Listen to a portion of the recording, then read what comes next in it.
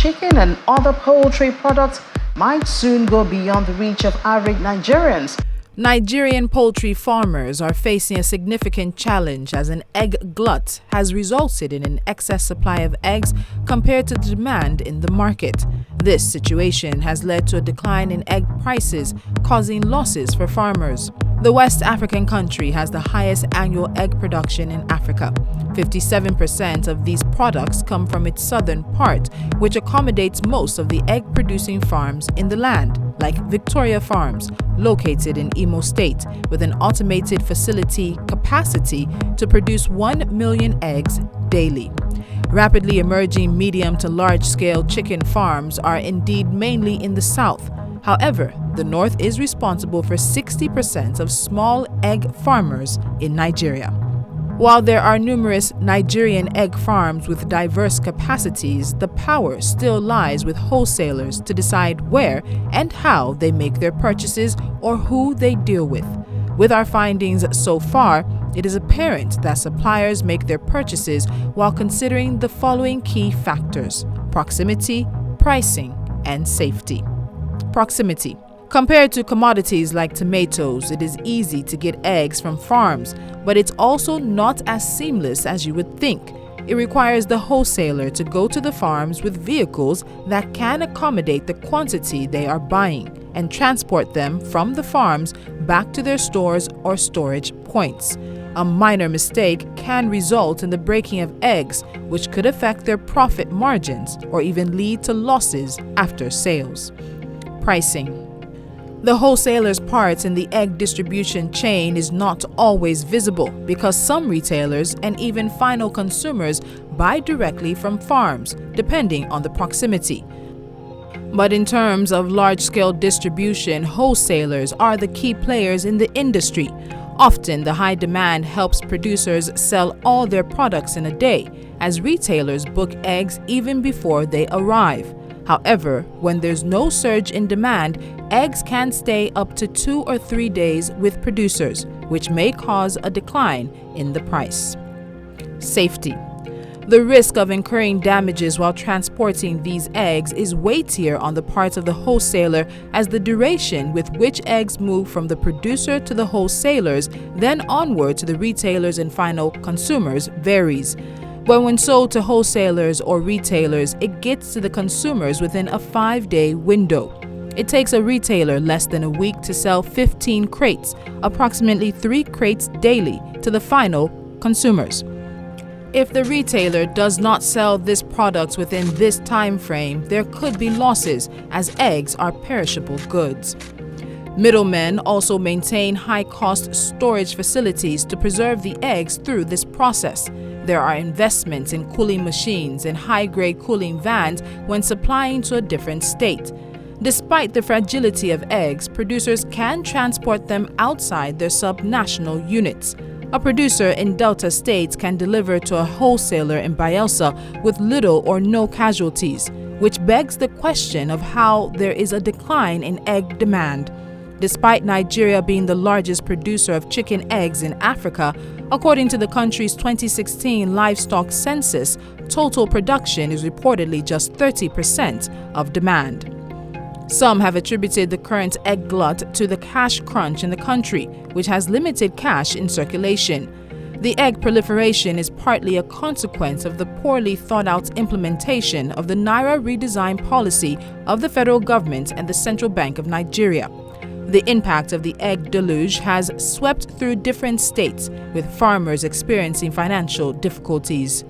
Joel Oduware, a poultry farmer and processor, estimated that losses incurred by the poultry industry during the cash shortage period to be around 30 billion naira. Considering this, we might presume that the farmers are right to demand the government's intervention to keep their businesses from going under. The Poultry Association of Nigeria, PAN, has called upon the federal government to address the current oversupply, which is forcing farmers to reduce prices. Godwin Egbebe, the association's national publicity secretary, emphasized the need for government support at all levels to alleviate the problem. While states like Lagos, Plateau, and Ogun have provided some assistance, PAN highlights that their support is insufficient. To address the issue, the union suggests that government acquire surplus eggs and distribute them to prisons, government-owned hospitals, and internally displaced persons camps. However, the government should, as a solution template for every sector in Nigeria, is not exactly productive. Every business has its ups and downs, and to manage these risks, business owners should take pre-control measures. Notwithstanding its high status in egg production within Africa, Nigeria is not among the top 10 egg producers globally. China tops the list with 586 billion chicken eggs, and Turkey rounds out the top 10 with 19 billion chicken eggs. What is, however, troublesome about the Nigerian situation is that the industry faces seasonal gluts. These are periods when there are too many eggs on the market and not enough demand, thus creating wastage as the eggs cannot be adequately preserved or processed for alternative uses due to infrastructural deficiencies.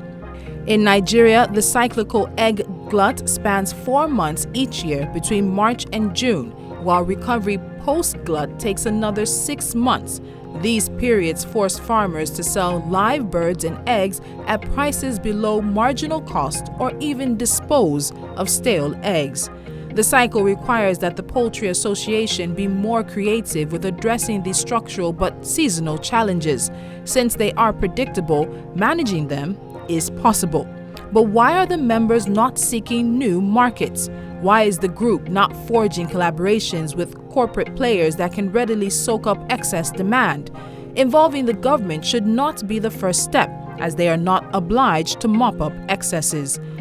Poultry farmers have historically preferred to bury eggs like hatchets instead of making peace with the idea that a well-publicized price slash could boost short-term demand and limit their exposure to losses.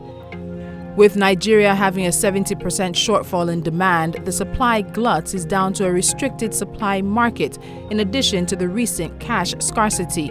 The Poultry Association has not done enough to expand its market and drive supply. In 2021, the Observatory of Economic Complexity said Nigeria imported $7.63 million worth of eggs. The cyclical gluts can be overcome if the Poultry Association researches poorly supplied markets.